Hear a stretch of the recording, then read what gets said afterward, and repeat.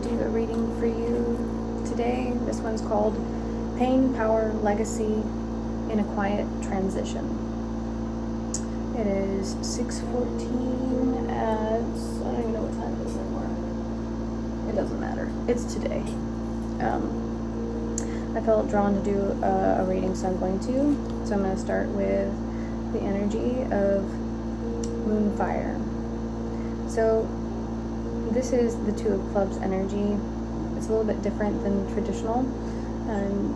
The first thing you notice is obviously she's standing naked, fully exposed with her back to the looker who's looking in on this energy, and so it's almost as if she is to hide, to turn away. So sometimes this energy speaks to feeling exposed, that one exposed oneself, or to feel bare, or vulnerable, and pain of dealing with something on your own becomes a silent power. Through slow and often loneliness, you find power in your solace. And so this card can sometimes point out where we feel embarrassed, hurt, where we're hiding or turning away, or sometimes like when someone cries, to not expose that energy to someone else. Okay. And then we have Miss Leah. She is the Queen of Clubs. And so she represents a matriarch figure, wise and composed. She has inner knowing, and she holds or refrains because the time is not right. So that might be something like we're holding on to something we feel like we need to say or want to do, but it's not time.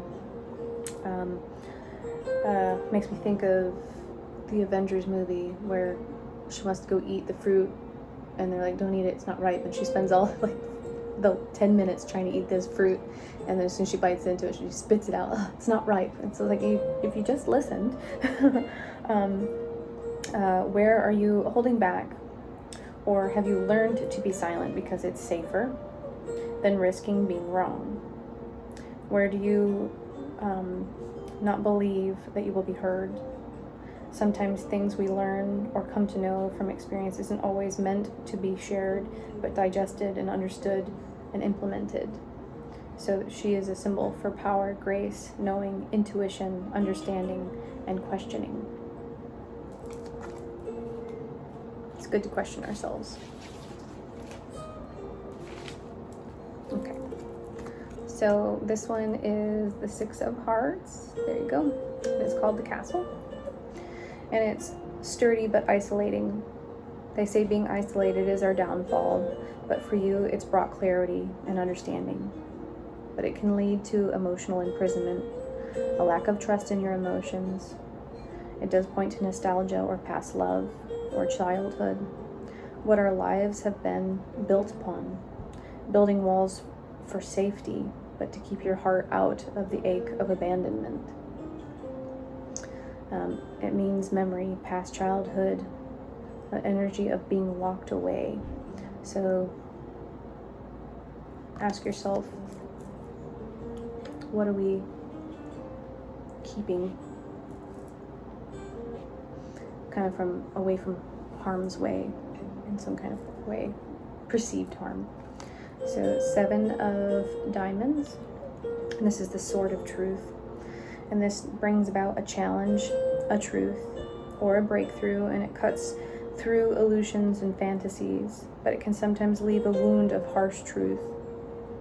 Is everything as it is, or as you believe it to be? Truth is a sword, yes, but silence is a slow death. This equals words of honesty, truth. Obviously it's a sword, so it's going to hurt, but it heals. To cauterize. And the last card we have is the Impotent King. So the 5 of Spades. So he, put it closer so you can look at it and stare at it. He is a symbol of a withered, stagnant, decaying energy, an all show, no action. It represents one who once held control or sway over emotional world. There you go. Okay. but now is desolate, empty, drained. This may be a part of you, or it could be a father, a memory, a dead crone.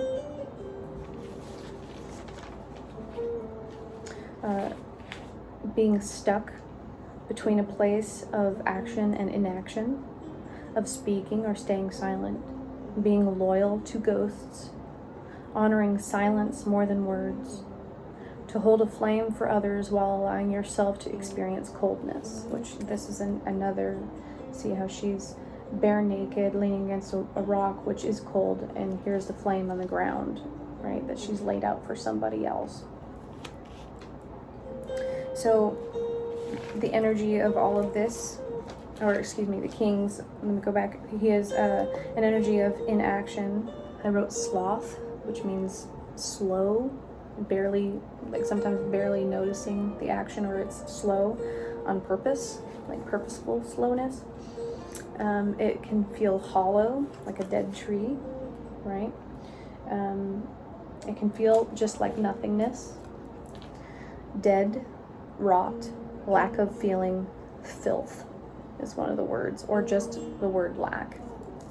So altogether, everything is, to me, an energy to let it rest and let it go. Be okay without knowing everything you don't know. The truth will always find its way to you in the right time and in the right order. Everything will be revealed, but trust in your truth, right? Sometimes not everything we believe to be true or think is true. But this one kind of makes me think, be careful of denying your own reality. You experienced what you experienced, and your truth is your truth. Sometimes it does need to be questioned. Sometimes it needs to be challenged. Especially, you know, one of the things I notice is ever since I experienced my first traumatic event when I was little, I have what's called blocking, which means that I, you know, like a castle, to protect myself, I have set up blocks or hurdles to prevent certain memories to come forward. And sometimes they come forward when I'm not ready. It's fun. But sometimes that's important to have those blocks set aside, a place of protection, and sometimes a sort of truth, you know, within this memory comes forward to release you from something that you may be holding that's not truth, right? Or something that you've always believed to be true that may or may not be true. And it coming forward at this particular time, just ask yourself what in your current environment is provoking this memory to surface. And don't feel like you have to do something and move and make an action to solve it, because astrologically Mars is squaring Uranus right now, which means anger and volatile emotions. The moon's going to be in conjunction with Pluto in a few minutes, so that's very deep emotional feelings. Sometimes a sense of grieving is necessary, a sense of letting go, or not allowing something to hold power over you anymore.